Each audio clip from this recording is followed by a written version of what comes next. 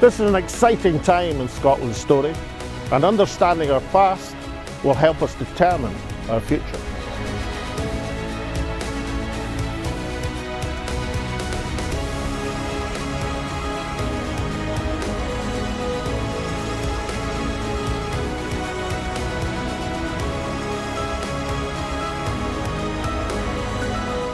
And when Scotland's voice is heard, it charts the way forward.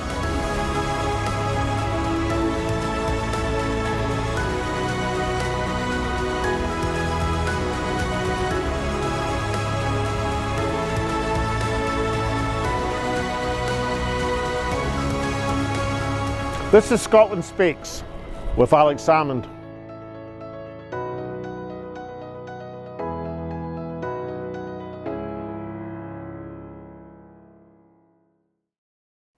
Welcome to Scotland Speaks with Salmond, still from this oasis of calm, beauty and tranquility in our capital city of Edinburgh. Today's show is entitled The AYES Have It, named after our same stage production which just completed its run at the Fringe. And today we discuss whether it's possible to conduct political debate in a different format. To do that, we speak to one of the main protagonists of the show, David Davis, and we also speak to a producer and presenter on the Fringe circuit for their views on how the Fringe is going so far. Then we speak to one of the stars of the show who lit up the stage with his performances for a few nights during the run, the Right Honourable John Bercow, former Speaker of the House of Commons. Some would say the best Speaker of the House of Commons. And of course we'll have your usual segments of your tweets, messages and emails, and of course Scotland's hidden heroes. But first to Alex and his main debating partner and friend, David Davis. Well, David Davis, how are you? Are you in recovery mode from a run in the AYES Have It, the AYES Have It? Just a bit. I mean, playing the cross between Alan Bastard and Dick Dastardly for 10 days is a little wearing sometimes. The first outing was unbelievable. I mean, I think you had your entire fan club there. That was my family, actually. All 400 of them. Well, yeah, well, that was a big family. That was one where I had to throw away the speech to start again. But no, it's been a really fun. Yeah, it's been a fun exercise. You're right, tiring. Because every day for 10 days. And obviously we're on the not normally on the winning side, but it's incredibly important too. That's why I came, because it's important. As you just explained for the viewers, your reference to Alan Bastard is the famous Rick Mayo Tory MP actually sat for your constituency. Is that right? For Halton Price, he was a member for Halton Price. In fact, when because the name changed in the middle of my tenure there.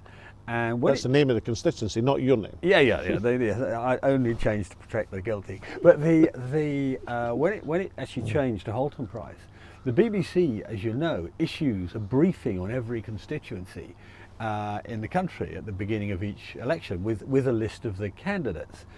And they told the story of Alan Bastard represents Halton Price, and they said, Mr. Davis underlined, who is nothing like Mr. Bastard. You could no, it's completely untrue, and you could almost see the libel lawyers having written their script. But there we are. But you're far more right wing than that fictional character, David. You said before I distracted us down the highways and byways of fictional Tory MPs. Yeah. You said you thought it was important. Now, I mean, obviously it was great fun. Yeah. It was enjoyable. I think the audiences enjoyed it undoubtedly as much as we did.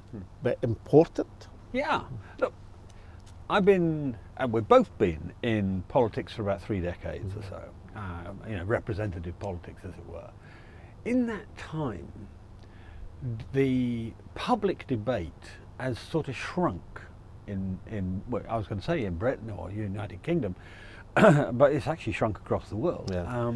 And why has it shrunk? Well, all sorts of reasons. A sort of intolerance for the other person's point of view has grown. Social media has become like an amplifier, almost to the point of being a lynch mob from time to time. You see it with the way J.K. Rowling was treated, that sort of thing. But in lots and lots of issues, from Brexit to social issues, right across the board, instead of having a debate, you see a shrinking into separate echo chambers. So, you have the Remainers in one echo chamber and the Brexiteers in one echo chamber, for example.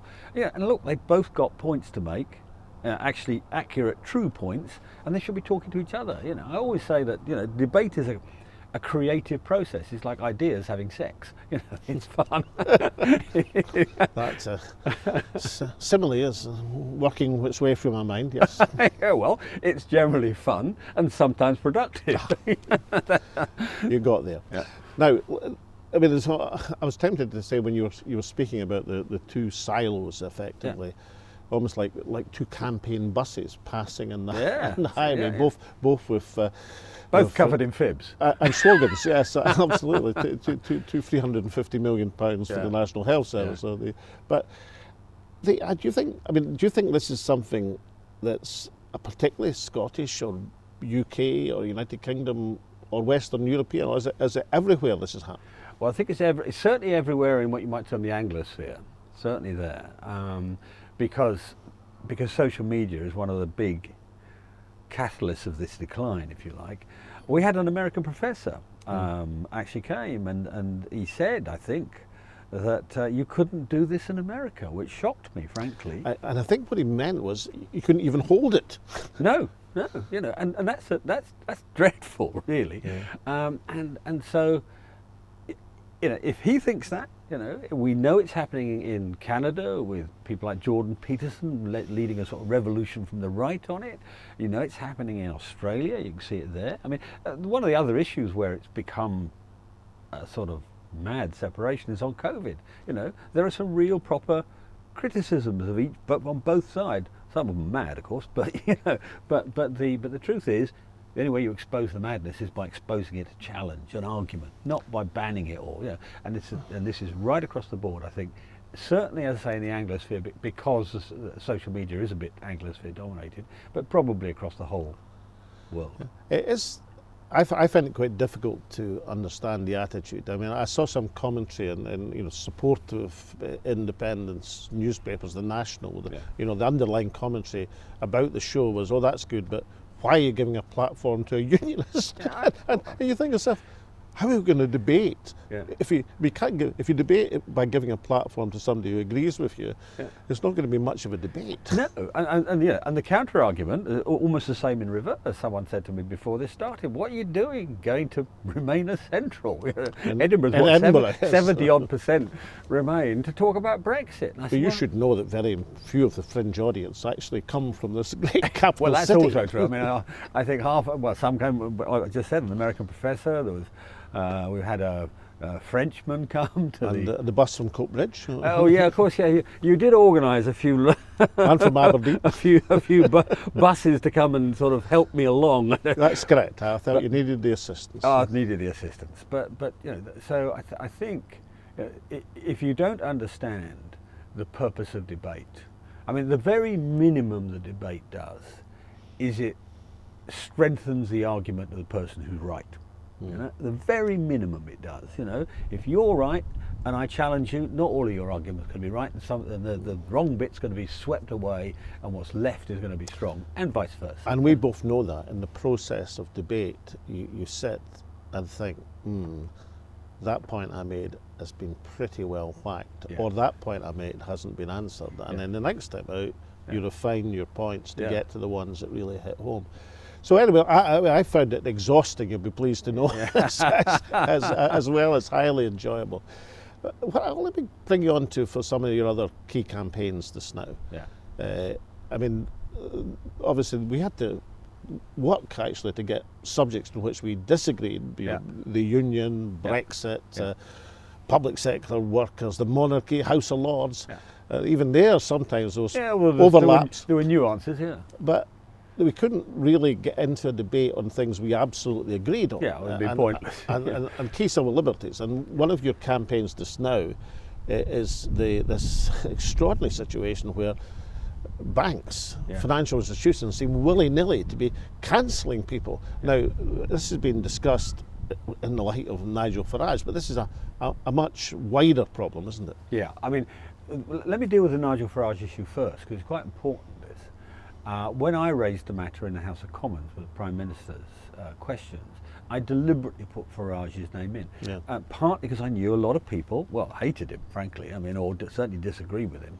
And there was, right enough, a sort of recoil on the opposition benches. Not all of them, by any means, about a quarter of them. But, you know, what's been interesting in Edinburgh, talking to people, Nigel Farage has very few fans in Edinburgh, and people saying, well, I wouldn't give you anything for Nigel Farage, but it's disgraceful what they're doing to him. And it's really, really important. I mean, making Nigel Farage a victim is some achievement by Coots. And making a victim and a hero, you know. Of the Royal Bank. That's right. But you know, I'm too ignorant to remember the exact poem. Pastor Niemoller, is it? You know, first they came for the Jews, none not a Jew, so I said nothing. Then they came for the gypsies, none not a gypsy, and they said nothing. And it ends up at the end of it, and then they came for me, and there was no one left to speak for me. You know, that's an incredibly important concept in society. And when we discussed this in the Ian Dale show when we were on together at the festival, I mean, I hope we detected, you know, I'm a former economist at the Royal Bank of Scotland in the 1980s, a long time ago. But when I was speaking to the audience about it, I was feeling a real, not a rage perhaps, but a real, more than an annoyance that a bank could behave in that way, because it would have been totally out of the question back in that day. Yeah. It wouldn't even have been countenanced. Yeah. It'd have been seen as improper and beyond the pale. And now, what's happened that people can form committees and think they're allowed to cancel people's accounts? Well, it's a bit of a spin-off of what we were talking about before, in a way, because what you basically got is corporates virtue signalling with their corporate power, you know, and not seeing anything wrong in oppressing somebody along the way, you know. And let's not kid ourselves, it is oppressing, because maybe 30 years ago, maybe when I was a young man, I could have got by in with cash. But now, you know, if you've got no bank account, you know, I mean, the first of these cases that came up, I can't name him unfortunately, because it was 2 years ago with me, and he's somebody it wasn't even, you know, he wasn't like Farage and had a political view. He was just associated with somebody, right? And he was a doctor, he had a private practice, and they took away all his accounts, his business account. I mean, he had, you know, you had to operate with, one assumes, brown envelopes full of cash. You can't do that to people. You really can't. You know, and you see it elsewhere. And I think the whole of corporate Britain, you know, we both worked in the corporate sector. The corporate Britain's got to realise, you know, that it's not for them to tell anybody what to believe.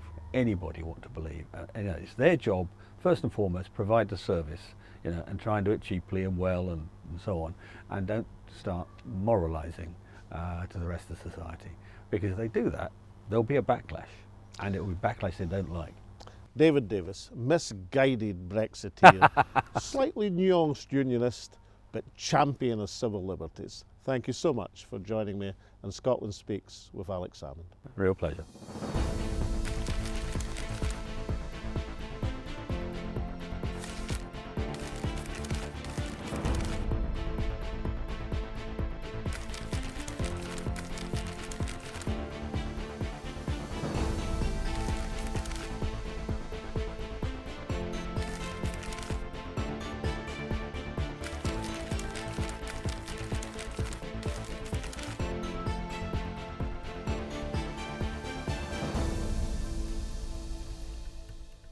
Welcome back. And now from the impact of one show to the overall position of the Fringe Festival this year. Alex speaks with producer Denise Silvey and well-known presenter Peter Duncan. Now, to find out how this year's festival is going, I'm joined by two festival regulars.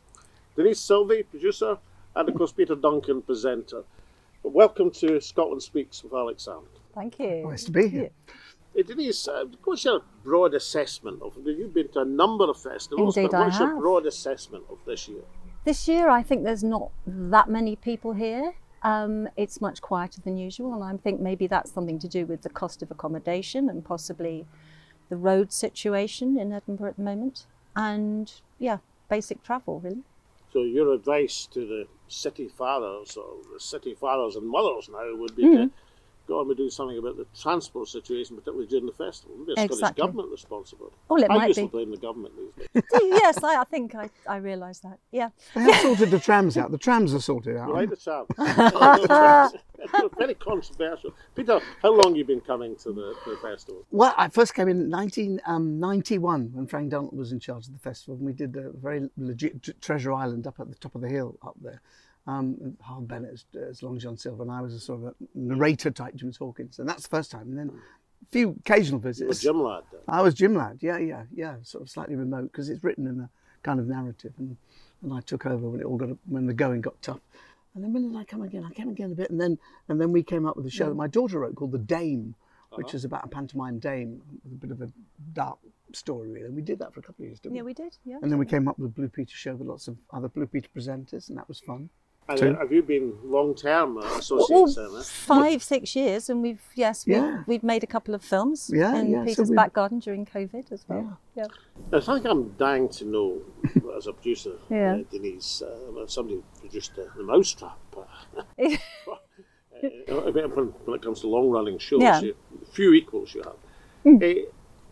And there's somebody who's just been on a show at the festival. How many festival fringe shows actually break even?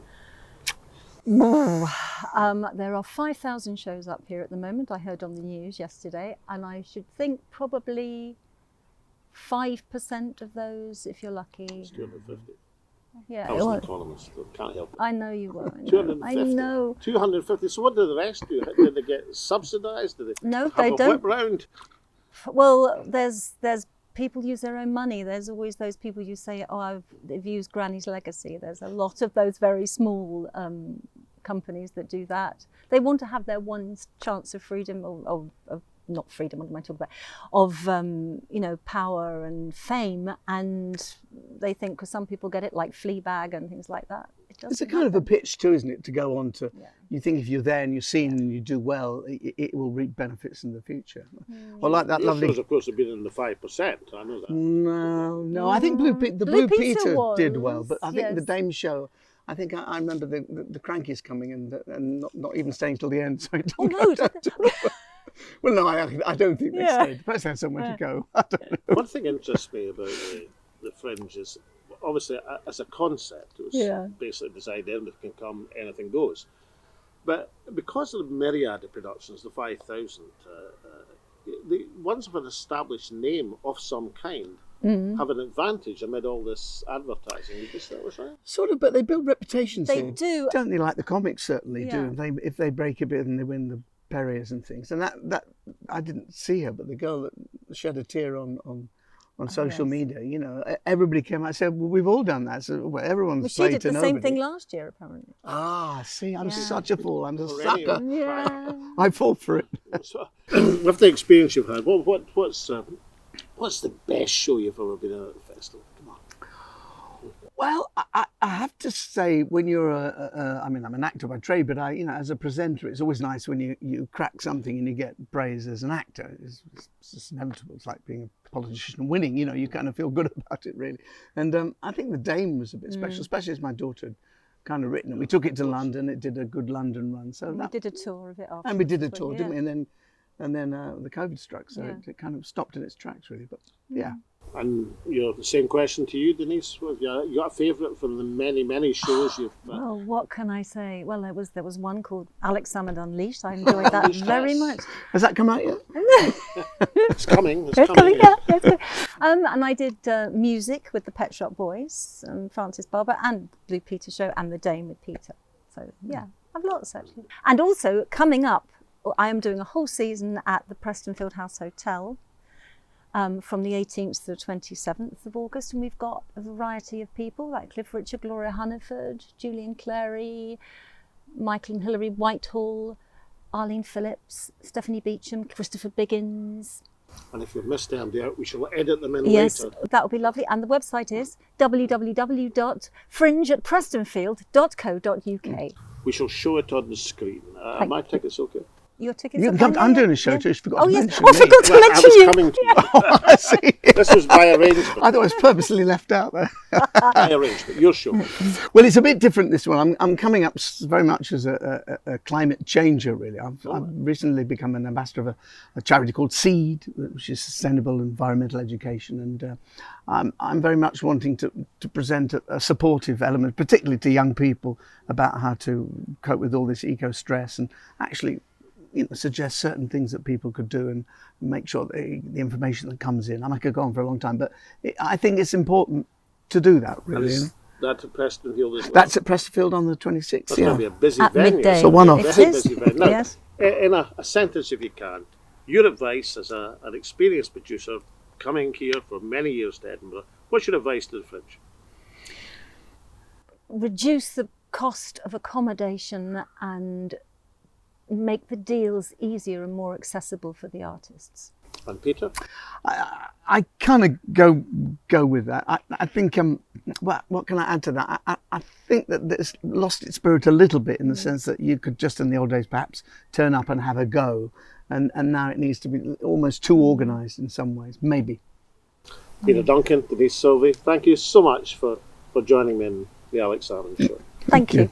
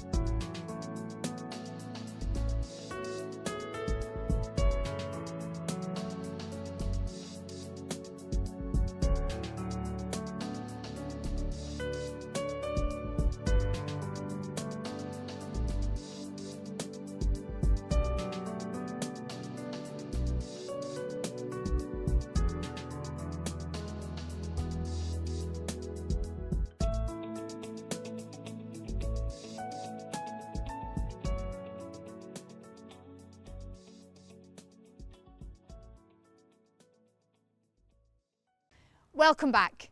Now, last week we considered the impact of Celtic nationalism and spoke of its importance to both Welsh and Northern Irish politics. We did so by speaking first with Lord Dafydd Wigley from Wales and of course Ian Paisley Jr. from Northern Ireland.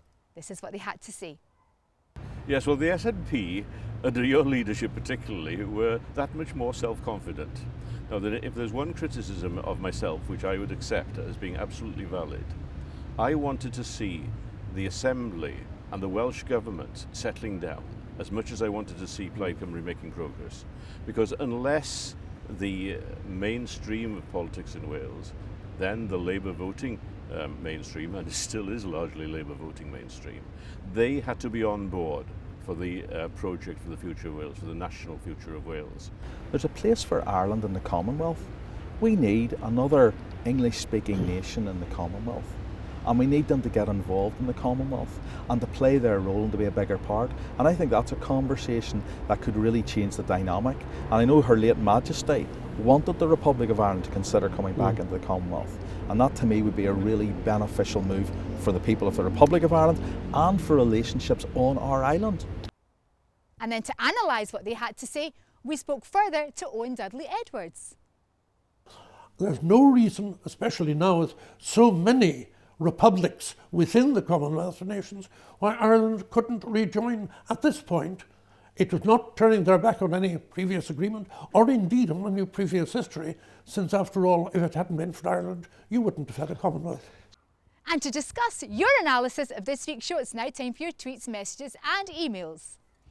Martin says, Celtic Union within the EU, Scotland, Ireland, Wales, France and whoever else. Louise said, Lord Wigley is right about getting away from any parochial outlook. Anita says, another excellent show. I look forward to watching it every week. Kizzy says, great show. This should be on national TV. I look forward to the show every week. And finally, for all Scottish independent supporters says, is it right to wish for the calibre of Scotland's unionists to have the principles and democratic nous of Ian Paisley? Maybe I'm going too far.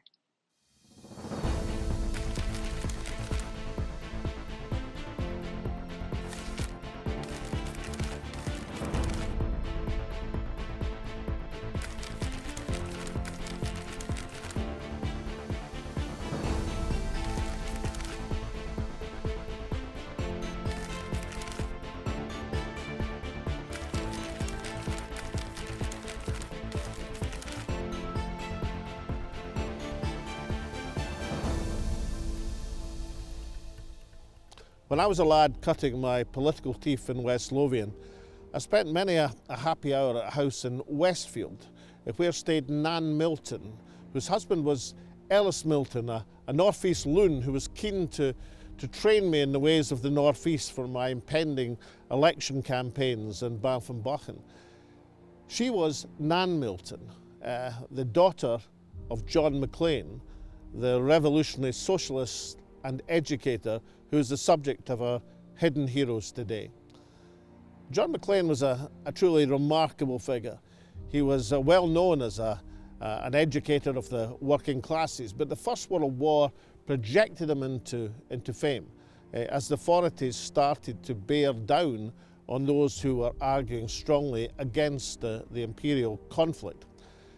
Indeed, after Govan School Board were persuaded to sack him as a teacher in 1915, Maclean's classes for the working classes grew huge, enormous, gigantic, as he educated people on Marxism and also in the cause of peace and anti-imperial wars.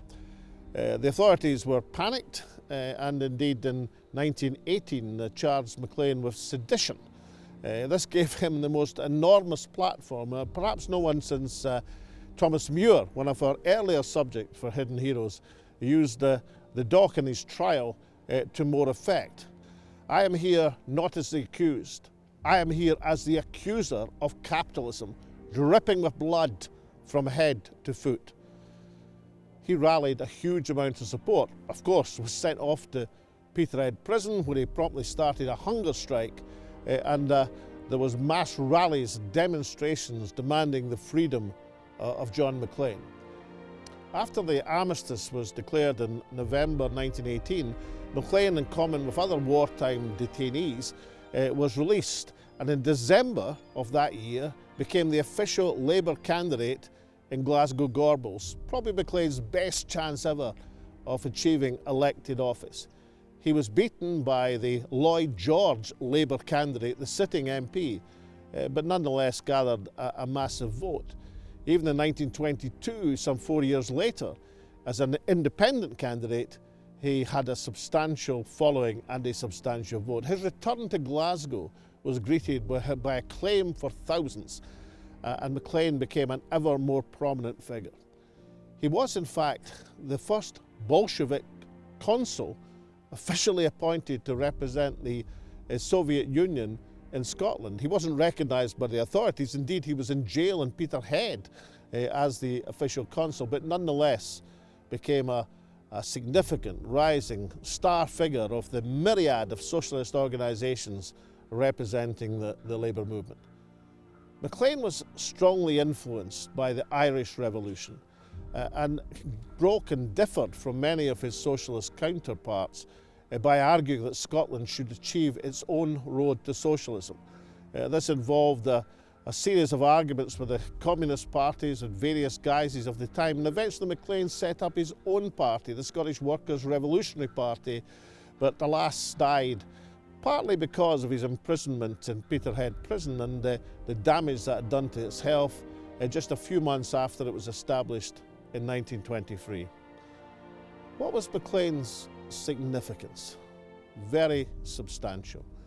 In fact, Hugh MacDiarmid, the greatest Scottish poet of the 20th century, actually said that Maclean, in his estimation, ranked second only to Robert Burns in terms of the impact he'd made in spreading a message of socialism and hope to the people.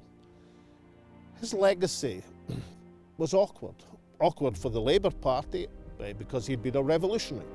Awkward for the Scottish National Party because he'd never been a Scottish nationalist as such. I mean, he died 10 years before the Scottish National Party was formed.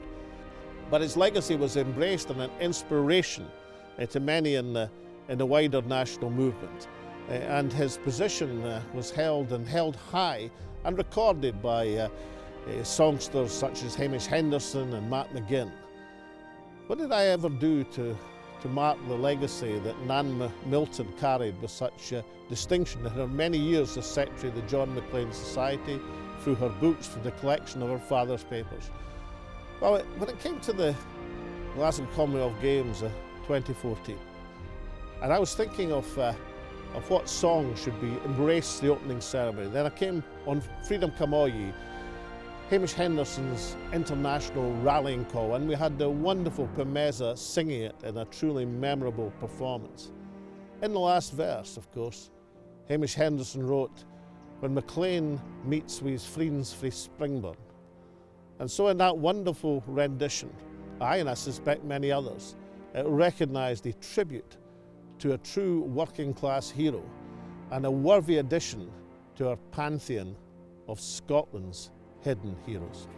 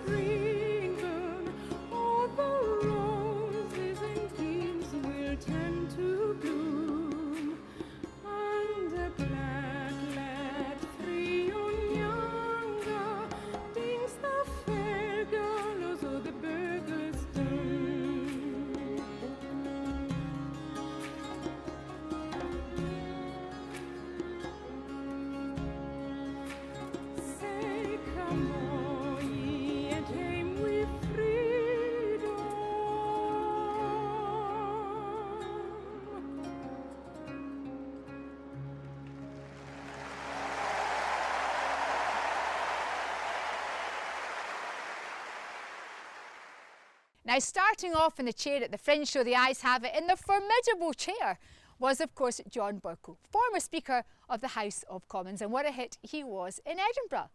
Alex now catches up with the more familiar surroundings at the Palace of Westminster to discuss some of his key moments as Speaker of the House of Commons.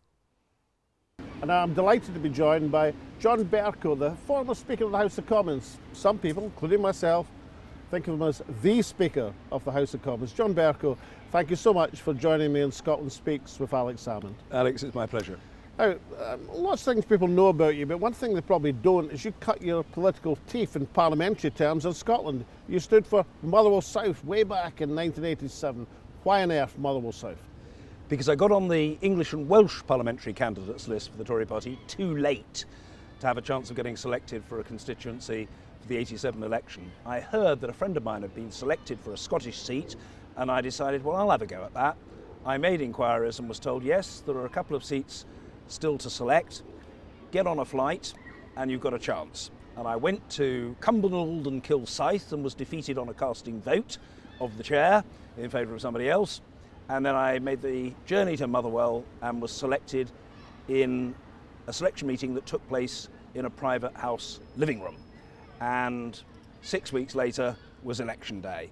I cut my teeth, had huge fun, and I got 5,702 votes, coming third. So Bercow used Scotland as a testing ground for his political ambitions in the same way that Margaret Thatcher used Scotland for the poll tax. I'm not sure that I particularly welcome the comparison, Alex, but I see your point. Did I have a long-term ambition to be the Member of Parliament for Motherwell South? No, I was, as you put it, using it as a trial, as a way of being blooded. But your career continued, and 10 years later, you became the Member of Parliament for the quite different constituency of Buckingham, and into the House of Commons as a pretty convinced Thatcherite. I mean, I remember you coming into the House of Commons, we had your card marked, you were extreme right, you were a Thatcherite, you were a true believer in Thatcherite doctrine. So, well, is that true, and what happened? It was true. I was a hardline, unrelenting, ranting Thatcherite.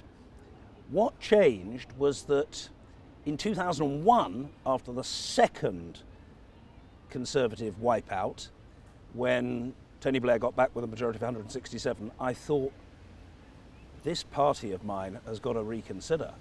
We've had 4 years of Tony Blair, of whom I didn't approve, but he's got back with a huge majority. And I asked myself, why is the Tory party so unpopular?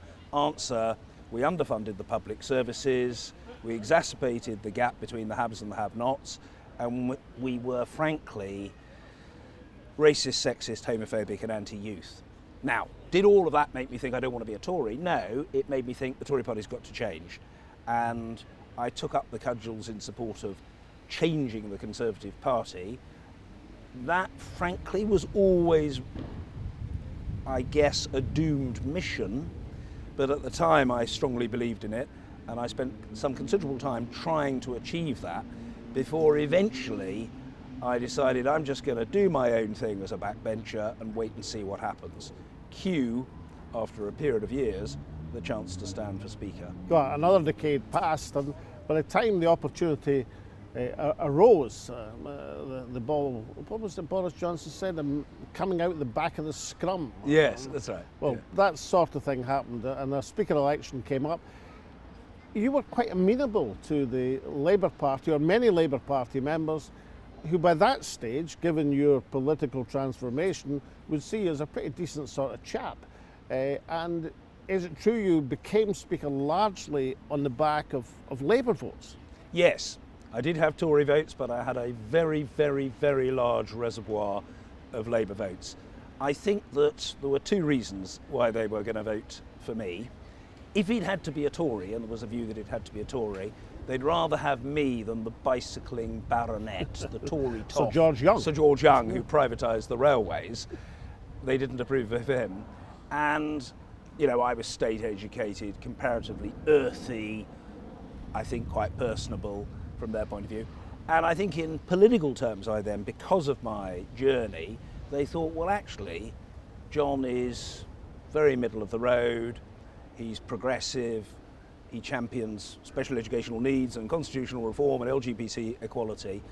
And let's be blunt about it, the other factor that appealed to quite a lot of Labour members was, won't it be fun to choose a Speaker, a Tory whom the Tories hate?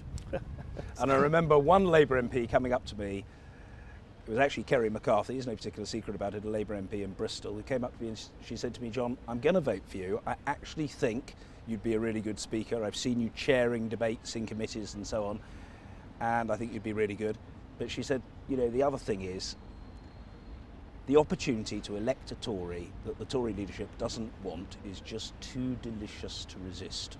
Well, let's turn to a couple of the highlights of your term of office. One aspect that drew great admiration from many people, including myself, it was your determination as Speaker not to stand against Brexit, but to stand up for the rights of the Commons to examine Brexit against the executive who wanted to steamroll it through. That must have brought you directly into conflict with Downing Street.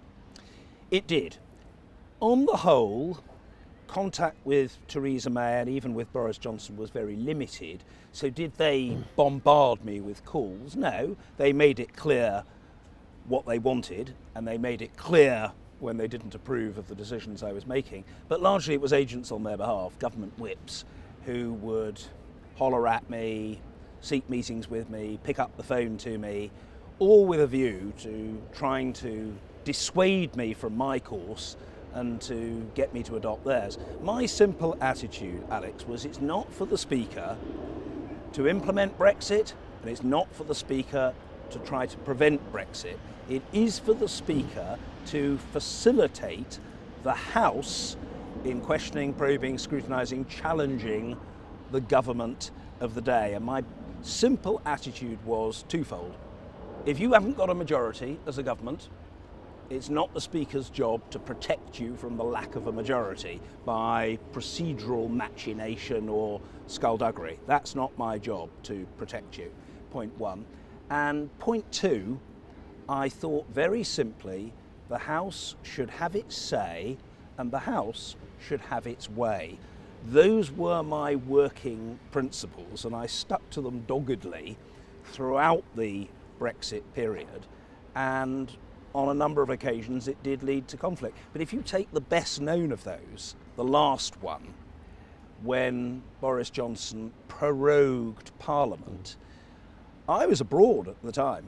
I was by the poolside in Turkey when I got to hear of this, and I issued a statement to the Press Association saying that it was a constitutional outrage, and I stand by that. You will remember, of course, that the government was taken to court and the Supreme Court ruled unanimously against the government. The government was wrong. Those of us who criticised the government were right. Of course, Alex, you've been in politics long enough to know that there are no prizes for being right. And a second highlight was when you effectively banned a sitting president of the United States from the precincts of the House of Commons. I mean, how do you defend, I mean, we all have our opinions on the Donald, but how do you defend not allowing a sitting president of the United States to address the Commons in Great Westminster Hall? Well, I felt that the Speaker had a responsibility to try to protect the reputation of the House. It's true that some previous presidents of the United States had addressed both Houses of Parliament. The myth got around from people who either didn't know or pretended not to know that this was the norm. It was, if you like, an automatic right. Alex, it was never an automatic right. It was an earned privilege, and it was by no means the norm. It was put to me, well, you were very happy for President Obama to address both Houses of Parliament, indeed from the most prestigious setting in Westminster Hall. The answer to that is twofold. First, President Obama attracted nothing like the opprobrium of Donald Trump. He was much more popular in the UK and across Europe, point one.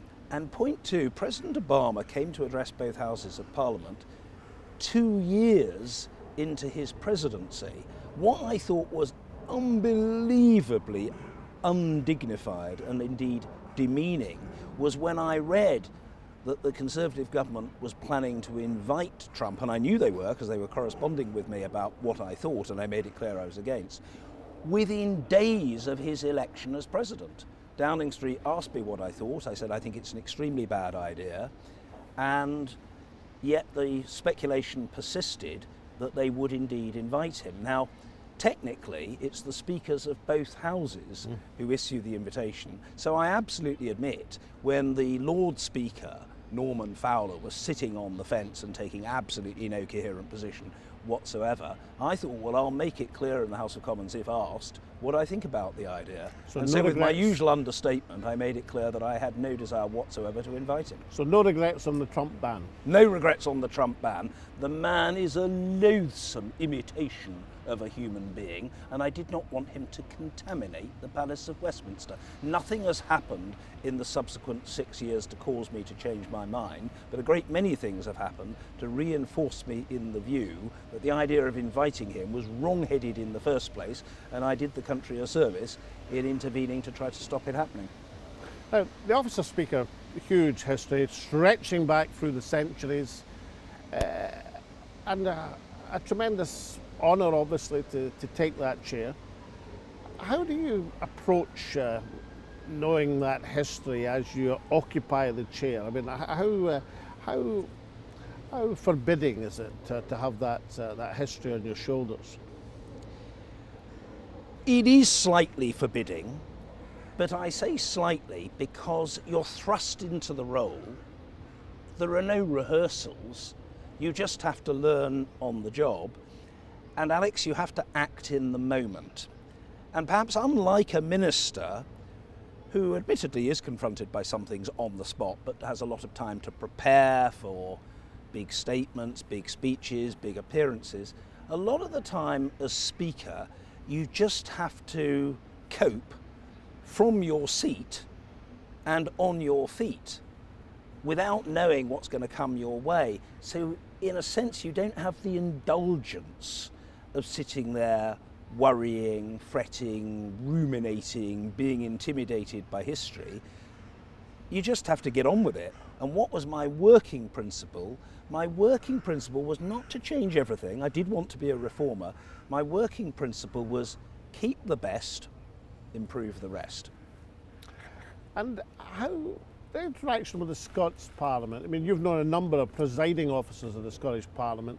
and visited the Scottish Parliament, obviously. Did you hand them down some advice, or did you regard that perhaps would be unwelcome from the Speaker of the House of Commons to a new presiding officer of a relatively new Parliament? No, I didn't think in terms of handing down advice to Scottish presiding officers. I genuinely regarded it as an opportunity for equals to exchange views and experiences. Now, of course, the House of Commons has a huge history to it, unlike those new parliaments and assemblies, but it wasn't one-way traffic. Potentially, presiding officers in Scotland, and indeed in Wales for that matter, could learn from some of our experiences. Alex, I thought we in Westminster could learn from the Scottish Parliament without the albatross of ancient precedent around their necks. The Scots had decided they would have the very efficient method of electronic voting. I wish we had electronic voting in the House of Commons. The Scottish presiding officer didn't feel the need, particularly in more recent years, to wear elaborately outlandish antediluvian garb in the way that had happened in the House of Commons. So yes, Scots could learn from us, but I felt we could learn from Scots as well. I didn't regard it as a relationship between me up here and them down there. It was a relationship between equals with equally valid but different experience. And finally, what next for John Bercow, in a phrase? I shall carry on speaking. At the age of 10 at the dinner table, I sat there and my father suddenly pronounced, "John, generally speaking, is generally speaking." I suppose my career has vindicated that observation of Dad from 1973. So I speak principally to commercial audiences in the UK and abroad. I'm doing a part-time master's degree. I have more time to play tennis and watch football, see my family and be happy. John Bercow, the Speaker of the House of Commons, thank you so much for joining me on Scotland Speaks with Alex Salmond. Thank you.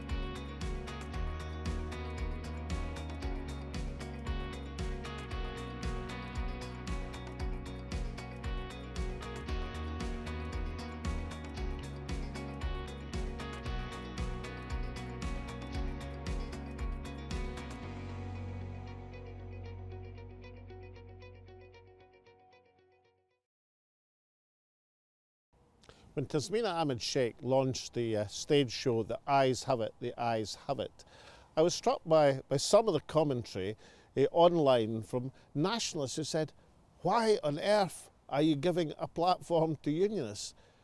Well, the answer should be pretty obvious. It's not very difficult to have a debate with people who fundamentally agree with you.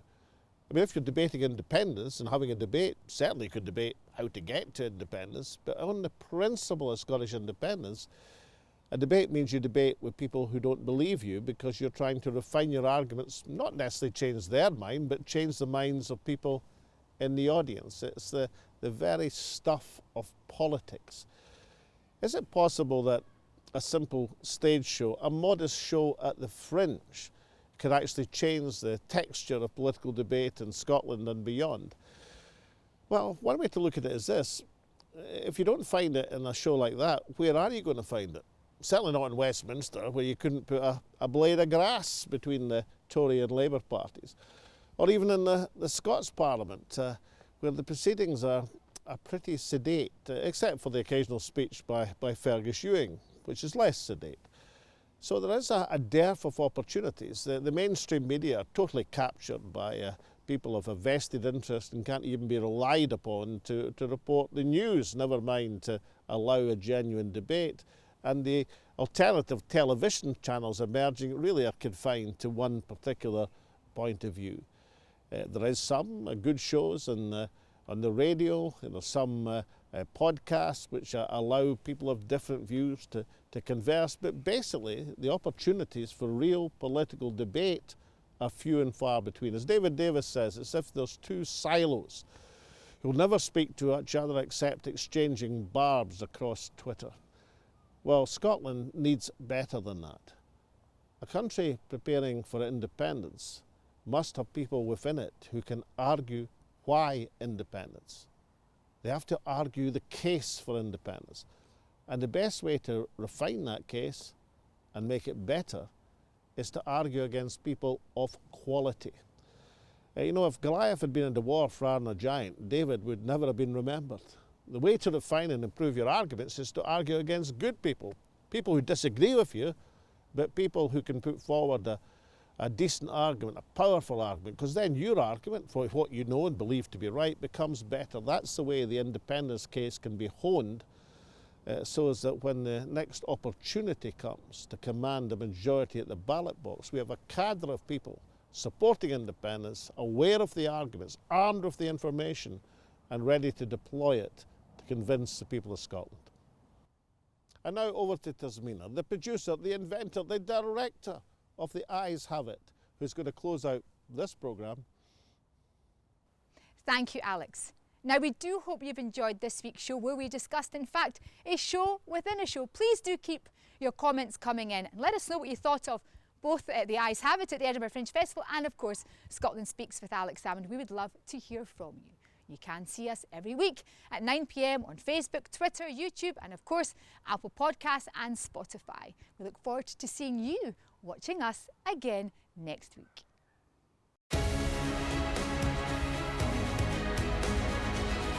This is an exciting time in Scotland's story, and understanding our past will help us determine our future.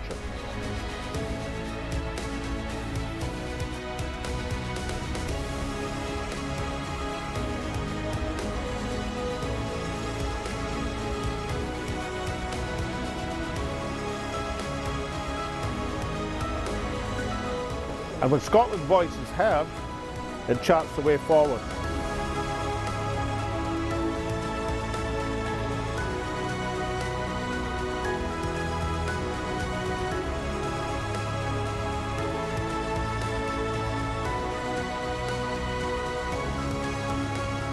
This is Scotland Speaks with Alex Salmond.